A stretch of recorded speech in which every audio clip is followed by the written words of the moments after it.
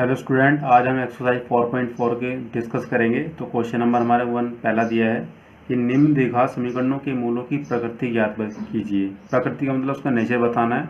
यदि मूलों का अस्तित्व हो तो उन्हें ज्ञात कीजिए। ठीक है। Find the nature of the root of the following quadratic equation if the real root exist find them. ठीक है। यहाँ पर क्या कहा कि आपकी इक्वेशन दी हुई है, उनके भी पहले मूलों की क्या करनी है, प्रकृति बतानी है, उसका नेचर किस तरह का है। अगर नेचर क्या है, एग्जिस्ट करता है उसका, तो हमें क्या करना है, वो रूट बताने क्या क्या है। ठीक है। अगर उसका नेचर नहीं आ रहा है निकल के किस तरह का नेचर है, तो हम उसको फाइंड आउट नहीं कर सकते। ठीक है। तो यहाँ पर पहले देख लेते हैं कि वो नेचर किस तरह की होती है। पहला उसके अंदर पॉइंट आपका ये है, अगर मैं बात करता हूँ कि अगर आपके जो मूल है या फिर रूट है, अगर वे दोनों अलग अलग आते हैं, या फिर मैं ये कहूँ कि आपको जो डिस्क्रिमिनेंट जो फॉर्मूला होता है D=b² माइनस 4ac, ये आपका फॉर्मूला होता है डिस्क्रिमिनेंट का। अगर इसकी वैल्यू अगर ग्रेटर देन 0 है, ठीक है, जब आपके मूल क्या हो गए, फिर आपके जो मूल हो गए अलग अलग टाइप के हो गए और क्या हो गए, रियल हो गया, यानी कि वास्तविक हो गई। ठीक है। दूसरी कंडीशन होती है आपकी, अगर यही चीज़ D=b² माइनस का 4ac, अगर ये आ जाए किसके, 0 के इक्वल, देन क्या होगा, आपके जो रूट हो गए वहाँ पर आपके मूल बराबर होंगे। ठीक है, यानी कि वास्तविक हो गए और आपस में बराबर होंगे।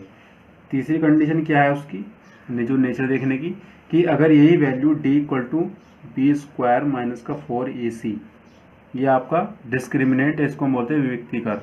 ठीक है। अगर ये इस बार क्या आ जाता है, लेस देन 0। ठीक है। अगर हमारा 0 आ गया तो हम क्या कहेंगे कि जो मूल है वो एग्जिस्ट नहीं करता, यानी कि जो उसका मूल है वास्तविक नहीं है। ठीक है। तो इन्हीं के कॉन्सेप्ट को ध्यान में रखते हुए हम इन क्वेश्चन को सोल्व करेंगे यहाँ पर। तो सबसे पहले हमारे पास में फर्स्ट ऑप्शन ये दिया है यहाँ पर कि 2x² माइनस 3x और प्लस का 5 और इक्वल टू 0 दिया है। ठीक है। अब इसको सोल्व करते हैं। तो सबसे पहले हमें यहाँ चेक करना होगा डिस्क्रिमिनेंट कितना है इसका, या विविक्तिकर कितना है। तो लगाते हैं फॉर्मूला, D= क्या होता है आपका, b² माइनस का 4ac इक्वल टू 0। ठीक है। ABC की वैल्यू कैसे निकालोगे आप, इसकी कंपेयर आप कर दीजिए हमारे जनरल फॉर्म से कि ax² plus bx plus c से। इसकी कंपेयर जब आप करोगे तो a की वैल्यू कितनी आएगी, यहाँ से देखो 2 आ गई, और b की वैल्यू कितनी आएगी, माइनस का 3, और c की वैल्यू प्लस का 5। ठीक है। अब ABC की वैल्यू की इस फॉर्मूले में पुट कर देना है। ठीक है। ये नहीं है यहाँ पर अभी। तो b की वैल्यू कितनी है आपकी, -3 का स्क्वायर कितना होता है, 9 होता है, -4 इंटू a की वैल्यू 2 और c की वैल्यू 5। ठीक है। सॉल्व करते हैं, 9 4 दूनी 8, ठीक है, और इंटू 5, तो 9 8 5 40 होता है। जब आप इसको माइनस करोगे तो आपका बचता है कितना, 31, वो भी माइनस का, क्योंकि माइनस वाली चीज़ बड़ी है। अब आप ये सब चेक करो, ये क्या है, लेस देन 0 या फिर 0 इससे बड़ा है। ठीक है। तो इस कंडीशन में कौन सा केस अप्लाई होगा आपका, लास्ट वाला। देखो कि देखो माइनस वाली चीज़ 0 से क्या है, छोटी है, तो ये वाला केस अप्लाई होगा। तो इस केस में क्या होगा, कोई भी मूल एग्जिस्ट नहीं करता है। ठीक है। तो हम यहाँ क्या लिखेंगे, यहाँ पर लिखेंगे हम कि दिए हुए समीकरण का कोई मूल वास्तविक नहीं है। ठीक है। अतः इसलिए इसका अस्तित्व, यानी कि एग्जिस्ट नहीं करती है, अस्तित्व नहीं है। ठीक है। ये हमने सोल्व कर लिया। अब हम देखेंगे इसका सेकंड पार्ट। तो सेकंड पार्ट हमारे पास दिया है क्या, कि 3x² माइनस 4√3x और प्लस 4 इक्वल टू 0, ये हमारे पास में दिया है। सॉल्व करते हैं बिल्कुल इसी तरह से। तो सबसे पहले हम निकालेंगे इसकी वैल्यू डिस्क्रिमिनेंट की, कि कितनी आ रही हमारे पास में, तो b² माइनस का 4ac, तो b की वैल्यू कितनी है, देखो माइनस का 4√3 का होल स्क्वायर कर देंगे हम यहाँ पर, -4 इंटू a की वैल्यू 3 और c की वैल्यू कितनी, 4। सोल्व करते हैं, इसका स्क्वायर क्या करोगे, 16, और ये 3 √3 का स्क्वायर कितना होता है, 3 होता है। ठीक है। माइनस 4 चौक होता है 16, और इंटू 3। अब देखो बिल्कुल सेम है, तो इट मीन्स आप कह सकते हो 0 अवस्था, यानी कि डी की वैल्यू क्या है आपकी 0, जो कि क्या है 0 के इक्वल है। ठीक है, इस वाली कंडीशन से, ठीक है, डी की वैल्यू 0 के इक्वल आ गई, तो हम कह सकते हैं क्या, इस वाली केस के अंदर आपके जो रूल होंगे वो क्या है बराबर होंगे। ठीक है, या फिर जो आपके मूल निकल के आने वाले रूट्स आएंगे वो क्या है इक्वल होंगे। ठीक है, और इक्वल है तो हम इसके अंदर क्या अप्लाई करेंगे, सीधे धराचार्य का फॉर्मूला अप्लाई कर देंगे इसके अंदर। ठीक है, तो यहाँ पर हम लिखते हैं क्या, पहले अतः इसके दो वास्तविक, आप पॉज करके वीडियो को देख सकते हो जो मैं लिख रहा हूँ। ठीक है, वास्तविक एवं समान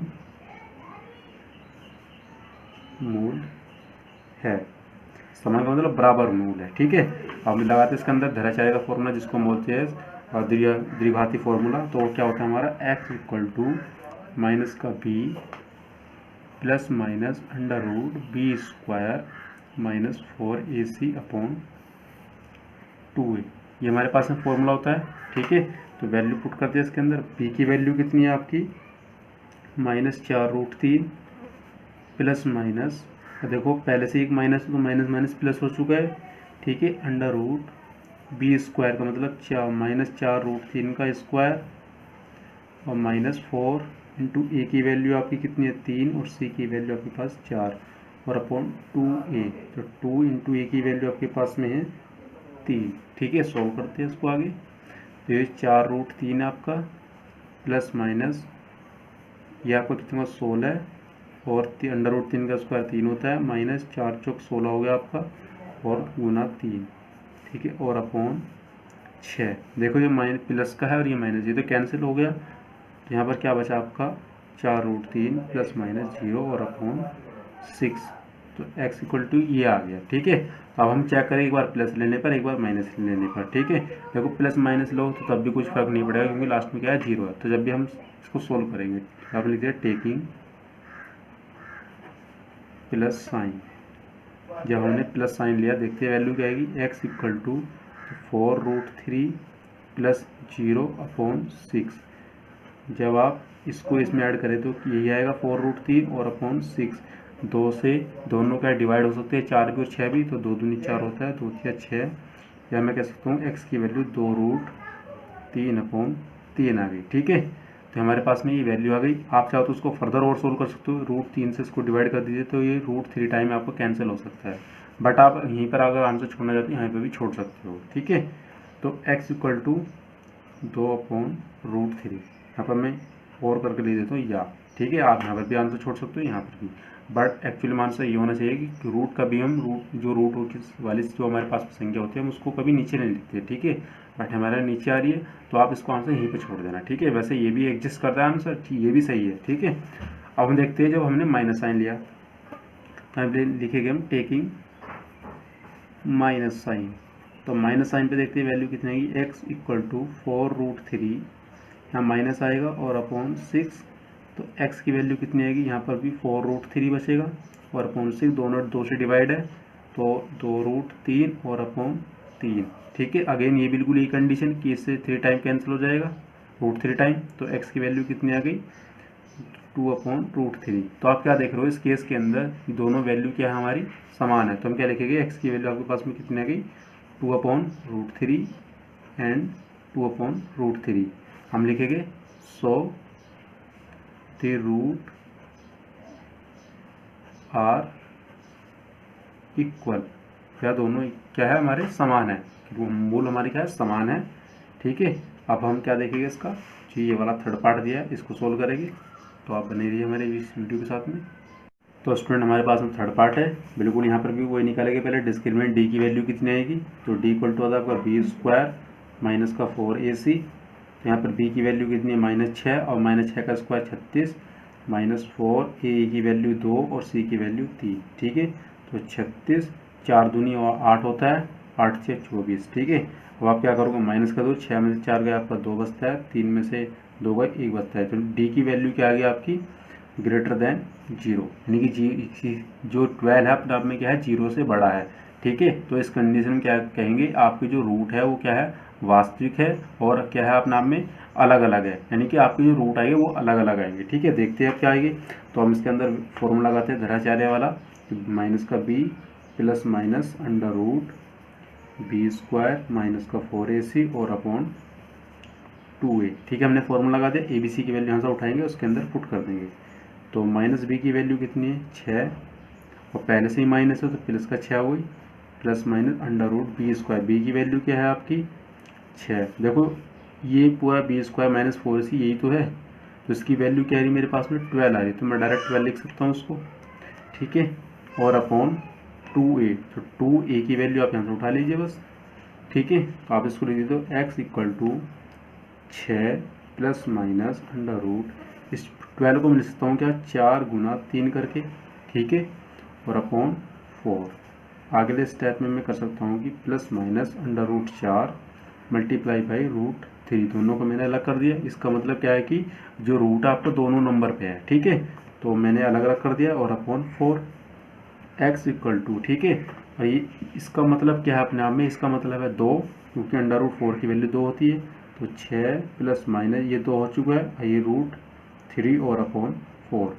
पूरी इक्वेशन से या पूरे रिलेशन से हमारे ऊपर से क्या कॉमन आ रहा है, 2 कॉमन आ रहा है, तो मैंने यहाँ से 2 कॉमन निकाला। अंदर बचता है आपका क्या 3 प्लस माइनस रूट 3 और अपॉन 4। 2 से ही कैंसिल होगा, 2 टाइम 2 दूनी 4 होता है। ठीक है, तो x की वैल्यू क्या बची आपके पास में, ये आपकी वैल्यू बची है। ठीक है, अब हम क्या करेंगे, एक बार प्लस ले लीजिए एक बार माइनस ले लेते हैं। ठीक है, तो देखते हैं। तो taking plus sign, direct plus sign लगा दिया मैंने, तो x की वैल्यू कितनी आ जाएगी 3 प्लस रूट 3 और अपॉन 2। एक तो यही जब आपने माइनस लिया तो x की वैल्यू कितनी जाएगी 3 माइनस रूट 3 और अपॉन 2। तो x की वैल्यू ये आ गई आपके पास में। तो हम कह सकते हैं कि सो द रूट्स आर क्या हो जाएगी 3 प्लस रूट 3 और अपॉन 2 एंड 3 माइनस रूट 3 और अपॉन 2। ठीक है, जब भी आपकी ये वाली कंडीशन बनती है कि अगर 0 छोटा हो जाता है किसी भी हमारे वास्तविक संख्या से, तो उस केस में क्या होता है, आपके जो रूट आएंगे वो क्या होंगे, वास्तविक होंगे और दोनों डिफरेंट होंगे। ठीक है, तो हमने यहाँ पर आंसर दोनों निकाल लिए। अब हमने इसी वीडियो के अंदर हम देखेंगे क्वेश्चन नंबर 2। तो स्टूडेंट हमारे पास में क्वेश्चन नंबर 2 है। यहाँ पर दिया है कि निम्न प्रत्येक द्विघात समीकरण में k का ऐसा मान ज्ञात कीजिए कि उसके 2 बराबर मूल हो, या फिर find the value of k for each of the following quadratic equation so that they have 2 equal roots. ठीक है, 2 बराबर मूल हो, इसकी कंडीशन क्या होती है वो भी मैं आपको बता देता हूँ कि अगर आपका जो डिस्क्रिमिनेंट होता है d इक्वल टू क्या होता है बी स्क्वायर माइनस का 4ac होता है।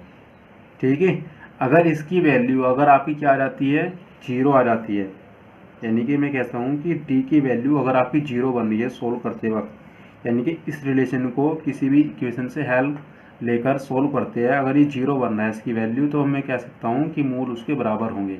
तो यही कंसेप्ट हम इन इक्वेशन के अंदर लगाएंगे। तो हम फिर देखते हैं यहाँ पर इनका सॉल्यूशन क्या आने वाला है। ठीक है, तो अब देखते हैं पहले हम फर्स्ट पार्ट ये 2x square plus kx plus 3 equal to 0। तो हम देखते हैं यहाँ पर लिख लेते हैं इसका फर्स्ट पार्ट दिया है क्या 2x स्क्वायर प्लस का kx और प्लस का 3 इक्वल टू 0। तो सबसे पहले हम इसका क्या चेक करेंगे, इसकी प्रकृति चेक करेंगे, d की वैल्यू क्या आ रही है। ठीक है, तो अगर d की वैल्यू अगर 0 आ गई तो हम इसके क्या मूल बराबर दिखा सकते हैं। ठीक है, तो यानी कि d की वैल्यू क्या होनी चाहिए आपकी 0 होनी चाहिए, या फिर मैं कह सकता हूँ कि बी स्क्वायर माइनस 4ac आपका 0 होना चाहिए। ठीक है, तो बी स्क्वायर 4ac यहाँ पे आप इनकी वैल्यू उठा लीजिए। तो b की वैल्यू कितनी है आपकी, देखो k माइनस, तो k का स्क्वायर करके स्क्वायर लगाया यहाँ पर 4 इंटू a की वैल्यू कितनी है आपकी 2 और c की वैल्यू आपकी 3 और इक्वल टू 0। ठीक है, यहाँ पर एरो लगा दीजिए अब आप।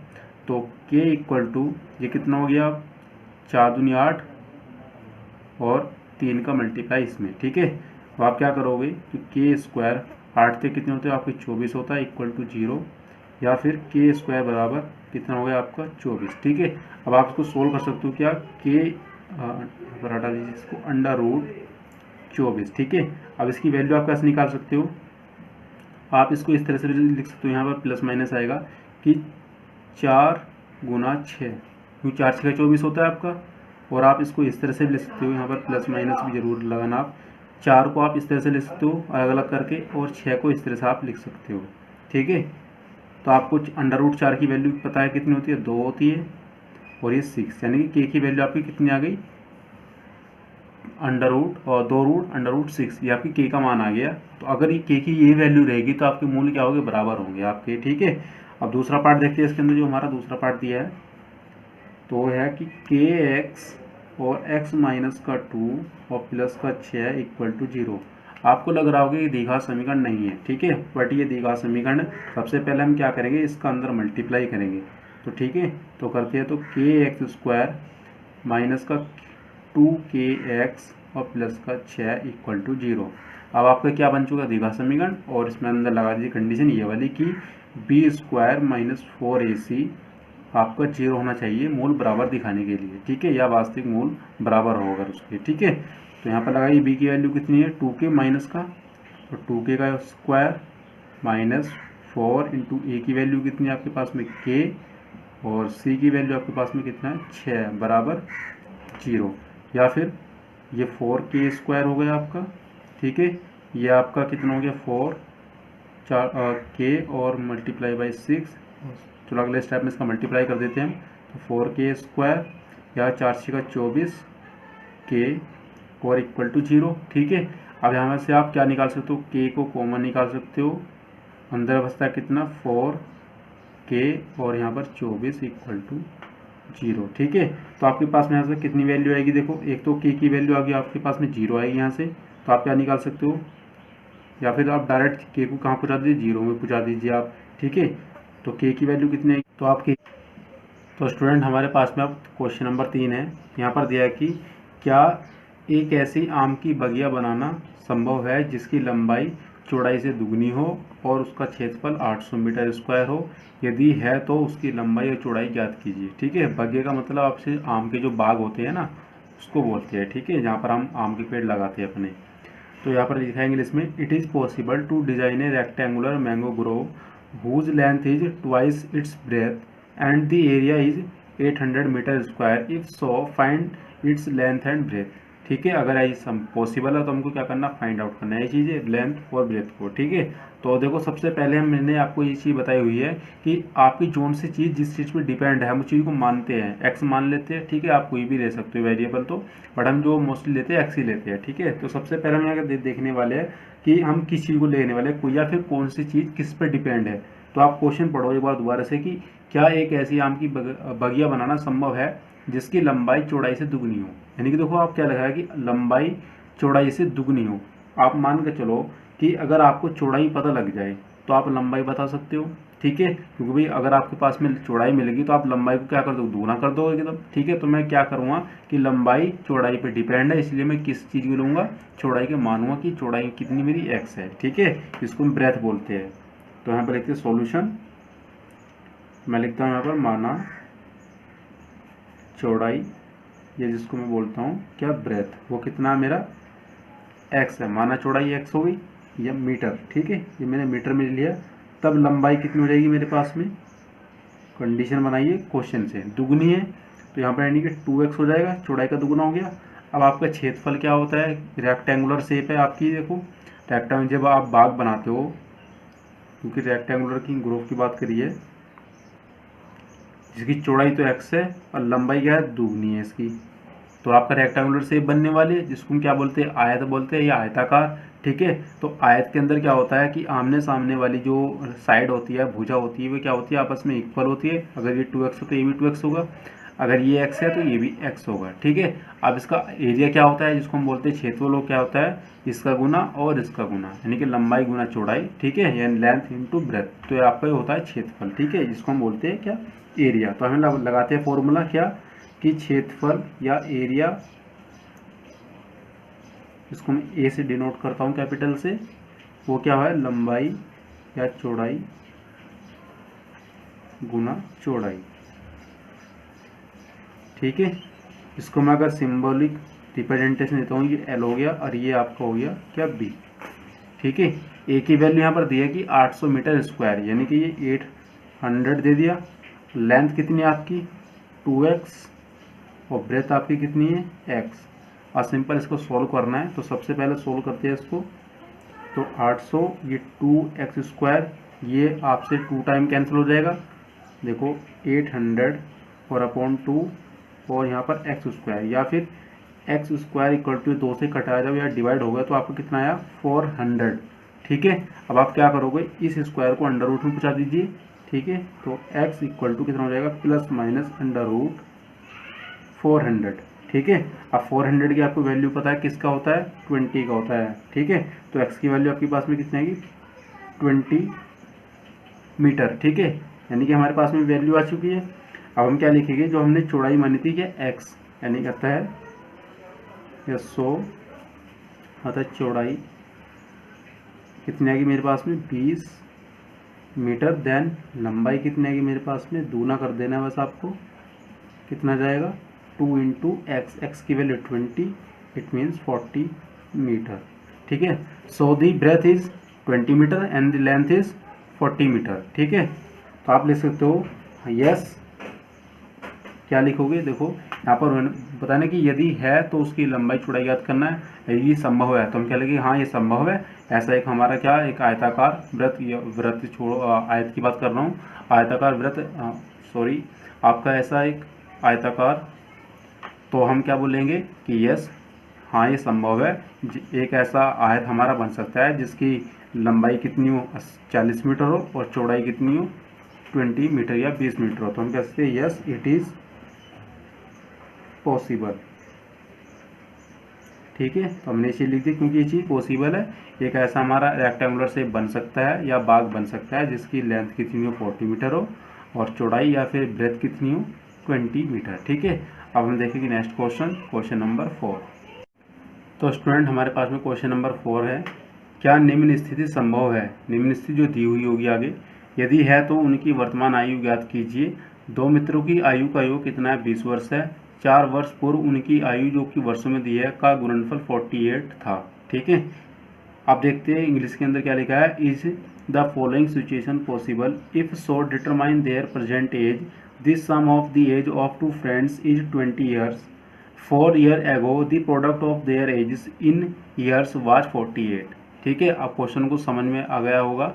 अब इसको सोल्व करते हैं। तो सबसे पहले आपके यहाँ समझना है कि दो फ्रेंड है और उनकी कुछ एज दी हुई। ठीक है, और यहाँ पर एक कंडीशन बना देखिए कि उनकी जो आयु का योग है कितना है 20 वर्ष है, यानी 20 साल है। ठीक है, और 4 वर्ष पहले की बात करें तो उनकी अगर आयु को मैं गुना कर दूँ आपस में, प्रोडक्ट कर दूँ उनका, तो कितना है 48 है। ठीक है, अब सोल्व करते हैं यहाँ पर कंडीशन के अकॉर्डिंग, जो कंडीशन दी है क्वेश्चन के अंदर। ठीक है, तो सबसे पहले मैं क्या लिखता हूँ, जो यहाँ पर दो फ्रेंड है तो हमारे किसी एक फ्रेंड की मैं कुछ एज लूँगा और उसी के अकॉर्डिंग दूसरे फ्रेंड की एज लूँगा। ठीक है, तो मैं लिखता हूँ कि माना पहले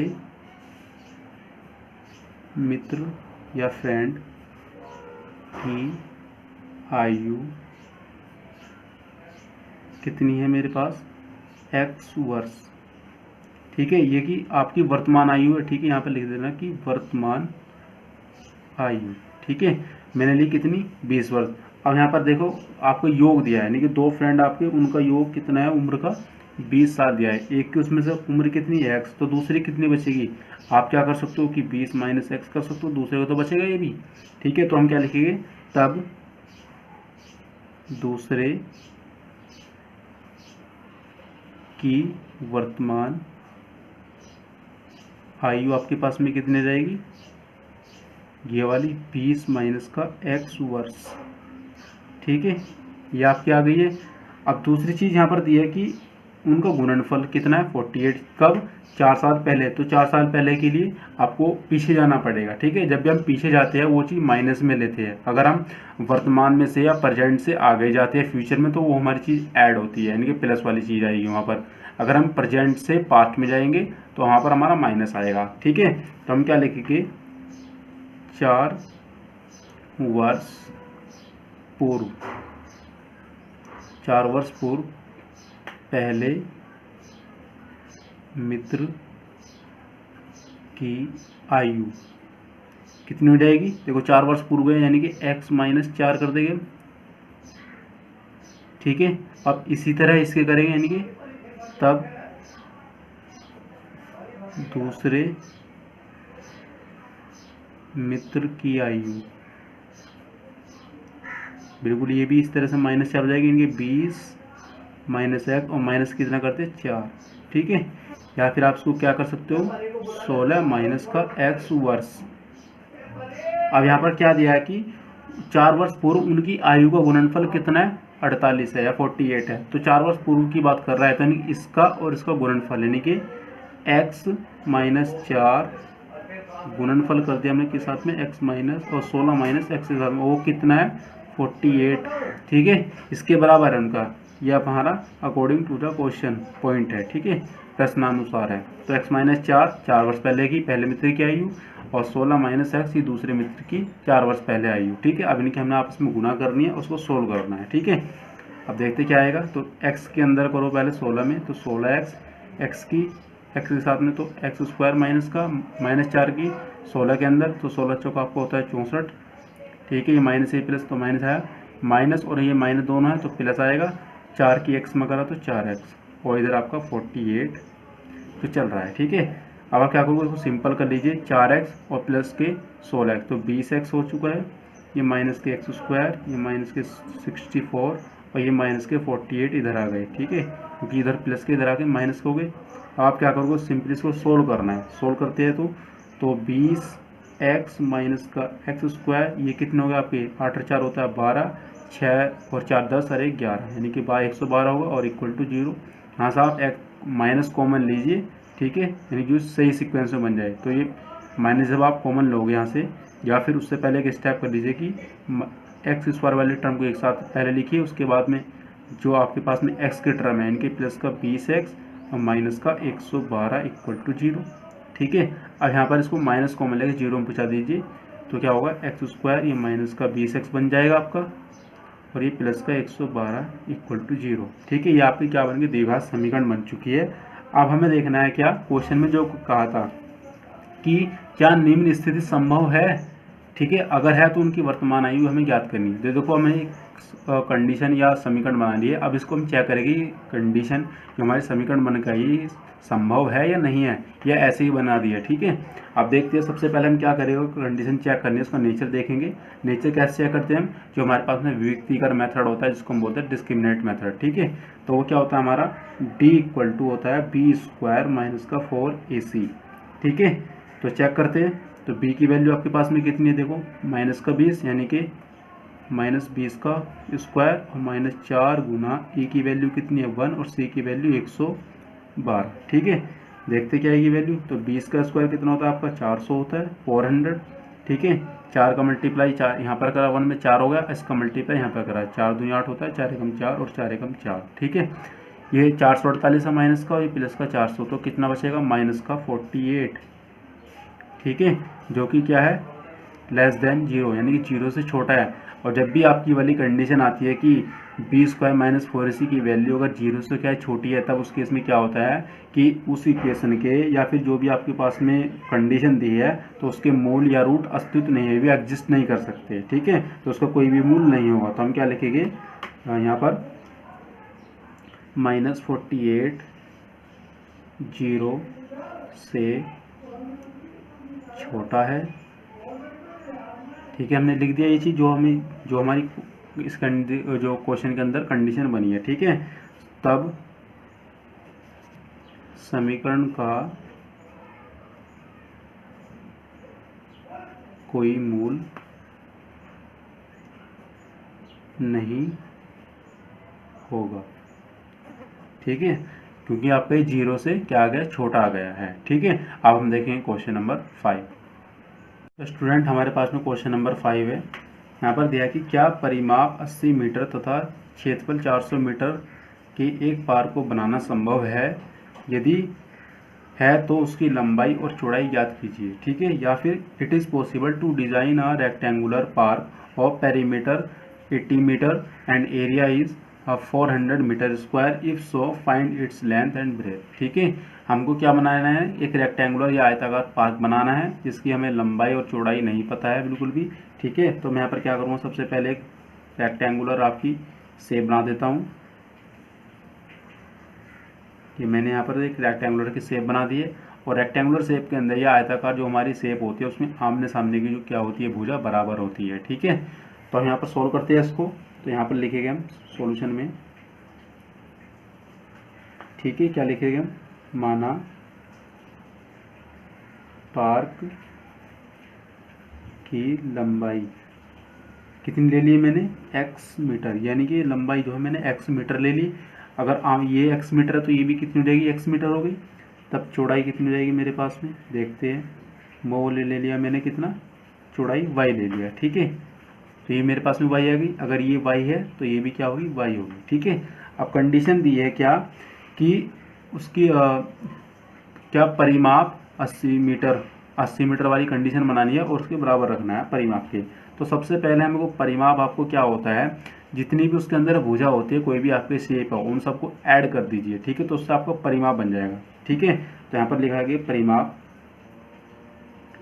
तो परिमाप कितना हो जाएगा, देखो x और प्लस x, ठीक है, y और प्लस y। तो हमने चारों तरफ की जो जितनी भी इसकी भुजा है वो ऐड कर दी है। तो x और x 2x और y और y 2y, दो कॉमन लीजिए यहाँ से, यानी कि x प्लस वाई आएगा आपका परिमाप। ठीक है, अब परिमाप दिया है क्या, 80 मीटर। तो इसको यहाँ पर 80 लिखिए, यहाँ पर 80 लिखिए, और यहाँ पर इसको 2 से कैंसिल करिए, यहाँ 40 बचता है। तो x प्लस वाई या फिर x प्लस वाई बराबर कितना आ गया आपका, 40 आ गया। ठीक है, दूसरी कंडीशन दी है कि उसका क्षेत्रफल 400 मीटर स्क्वायर है। क्षेत्रफल कब निकलेगा, जब आप दो भुजाओं की आपस में क्या करोगे, मल्टीप्लाई करोगे, गुना करोगे। ठीक है, तो सबसे पहले हम क्या करते हैं, यहाँ पर क्षेत्रफल लिखते हैं। क्षेत्रफल क्या होता है, लंबाई गुना चौड़ाई, लेंथ इनटू ब्रेथ। ठीक है, तो लंबाई कितनी है आपकी, देखो x, और चौड़ाई कितनी है आपकी y। ठीक है, आपने लिख दिया। और क्षेत्रफल कितना दिया है, 400। तो आपने यहाँ पर ये वैल्यू रख दी है, या फिर एक्स वाई इक्वल टू 400 हो गया। ठीक है, अब मुझे यहाँ पर y की या x की वैल्यू निकालनी है। तो वो कैसे निकाल सकता हूँ, मैं यहाँ से निकाल सकता हूँ। देखो, तो यहाँ पर मैं y की वैल्यू कितनी रहेगी मेरे पास में, तो y equal to 40 minus x, ये x इधर चला गया। तो ये इस वाले रिलेशन को यहाँ पर पुट कर दीजिए। तो 400 इक्वल टू कितना हो जाएगा, x, y की वैल्यू यहाँ से उठाइए, तो 40 माइनस x, इसको आप क्या करना है, सिंप्लीफाई करना है। ठीक है, तो 400x का मल्टीप्लाई तो 40x, और यहाँ पर जब आप मल्टीप्लाई करोगे तो x स्क्वायर। ठीक है, अब ये माइनस का इधर आके प्लस का हो गया, ये इधर प्लस का इधर आके माइनस का 40x, और ये प्लस का 400, और इक्वल टू 0। ठीक है, अब हम क्या करेंगे, हमारे पास में द्विघात का समीकरण बन चुका है। अब आप इसके अंदर डायरेक्ट फॉर्मूला लगा दिए द्विघात समीकरण वाला, जो उसको हम बोलते हैं द्विघाती फॉर्मूला या धराचार्य। ठीक है, या फिर आप डायरेक्ट फैक्टराइजेशन जिसको हम बोलते हैं गुणनखंड मेथड, वो लगा दीजिए। ठीक है, तो सिंपल मैं गुणनखंड मेथड लगा रहा हूँ। तो करना क्या होगा, 400 को मुझे ऐसे फैक्टर करने हैं जिसको अगर मैं ऐड करता हूँ तो आना चाहिए कितना, 20। अगर मल्टीप्लाई कर दूँ 400, देखो आपके वो फैक्टर कौन से है, 20 इंटू 20 मल्टीप्लाई करूँ तो कितना आएगा, 400। अगर दोनों को मैं इनको ऐड करूँगा तो आएगा कितना, 40। ठीक है, 40 आएगा, यानी कि मेरे पास में फैक्टर ये वाले है 20 20। ठीक है, तो एक्स स्क्वायर, यहाँ पर मैं लिखता हूँ कितना, 20 प्लस 20, और यहाँ x और प्लस का 400 इक्वल टू 0। ठीक है, सोल्व करते हैं इसको आगे। तो एक्स स्क्वायर, ये माइनस और x के अंदर मल्टीप्लाई करेंगे तो 20x, ये माइनस का 20x और प्लस का 400 इक्वल टू 0। यहाँ से x कॉमन निकालिए, अंदर बचता है x माइनस का 20, और यहाँ पर कॉमन क्या रहा आपका 20, तो यहाँ पर बचेगा आपका क्या, x माइनस का 20 और इक्वल टू 0। ठीक है, पूरी इक्वेशन से मेरे पास में कॉमन आ रहा है x माइनस का 20, अंदर मेरे पास बचता है x माइनस का 20। ठीक है, और इक्वल टू 0। ठीक है, मैं कह सकता हूँ कि इफ़ x इक्वल टू कितना है, x माइनस 20 इक्वल टू क्या है, 0, देन x की वैल्यू कितनी आ जाएगी मेरे पास में, 20 आ जाएगी। अगर इस वाले के लिए लगाता हूँ कि x माइनस 20 इक्वल टू 0 है, देन x की वैल्यू कितनी आ गई, 20। ठीक है, अब आपने x क्या ली हुई थी, यहाँ पर लिखते हैं, आपने x ली है क्या, चौड़ाई। ठीक है, चौड़ाई नहीं, सॉरी, आपने लंबाई ली हुई है। ठीक है, तो यहाँ पर लिखेंगे, अतः पार्क की लंबाई मतलब x की वैल्यू आपके पास में कितनी 20 मीटर। अब आपको निकालनी क्या है चौड़ाई। चौड़ाई कैसे निकालोगे आप, इस वाले रिलेशन से निकाल दीजिए आप, ठीक है। तब पार्क की चौड़ाई, ठीक है, यानी कि y की वैल्यू निकालनी पड़ेगी आपको, ठीक है। तो वो रिलेशन क्या आपके पास में 40 माइनस x की वैल्यू कितनी है आपके पास 20, तो 40 माइनस 20 इट मीन्स 20 मीटर, ठीक है। अब आप क्या देखोगे 20 और 20 तो आपस में बराबर है, पर मैंने आपको क्या बताया था, एक आयत क्या होता है, आमने सामने की भुजा बराबर होती है उसके अंदर। और आपको ये भी पता है कि अगर आपके पास में कोई एक ऐसी शेप है, जैसे मैं यहाँ पर बना रहा हूँ, जिसमें अगर ये a है, अगर ये भी a है, ये a है तो ये भी a है, तो ये क्या बन जाता है वर्ग। तो यहाँ पर तो हमारी कंडीशन बिल्कुल वर्ग वाली बनी है। देखो जैसे ये आपकी 20 है, ये मानता हूँ लंबाई है, और चौड़ाई कितनी है उसकी 20 है, ठीक है। तो यहाँ पर तो ये कंडीशन कौन सी बन गई, वर्ग वाली बन गई। बट आपको क्या लाना था, आयत लाना था। और आप ये समझिए कि हर एक आयत वर्ग नहीं होता, बट एक प्रत्येक वर्ग अपने आप में क्या होता है, एक आयत होता है, ठीक है। कैसे, अब वो देखिए, देखो इसके अंदर अगर मैं वर्ग की बात कर रहा हूँ तो आमने सामने की भुजा क्या बराबर है या नहीं है। अगर ये a है तो ये भी तो a है, यानी कि ये वाली कंडीशन सेटिस्फाई हो रही है आयत की। अब ये वाली मिलाकर देखो, अगर ये वाली भुजा a है तो ये भी कितनी है, a है, तो ये कंडीशन भी देखो यहाँ पर सेटिस्फाई हो रही है नहीं हो रही है, ठीक है। तो मेरे कहने का मतलब ये है कि अपने आप में जो एक वर्ग होता है वो क्या होता है, एक आयत होता है, परंतु हर आयत एक वर्ग नहीं होता, ठीक है। तो यहाँ पर 20 और 20 जो है हमारी लंबाई ले सकते हो इसको, इसको चौड़ाई ले सकते हो, ठीक है। यानी कि जो हमारा परिमाप है, जो क्षेत्रफल है जो हम यहाँ पर बनाया वो किस तरह का, वर्ग की तरह है, ठीक है। तो यहाँ पर 20 है सारा, ये भी 20 है और ये भी 20 है, ठीक है। तो हम क्या लिखेंगे, पार्क की लंबाई कितनी आएगी 20 मीटर और चौड़ाई 20 मीटर। तो इस तरह से हमने क्या देखा, इसको एक्सरसाइज के हमने सारे क्वेश्चन हल कर लिए हैं या सॉल्व कर लिए हैं। अगर आपको वीडियो पसंद आया है तो चैनल को सब्सक्राइब करना ना भूलें, और इस वीडियो को अपने फ्रेंड के साथ में शेयर करना ना भूलें। तो मिलते हैं नेक्स्ट वीडियो के अंदर नया टॉपिक के लेकर, नए चैप्टर के साथ में। तब तक के लिए फ़िलहाल इतना ही। Thank you student.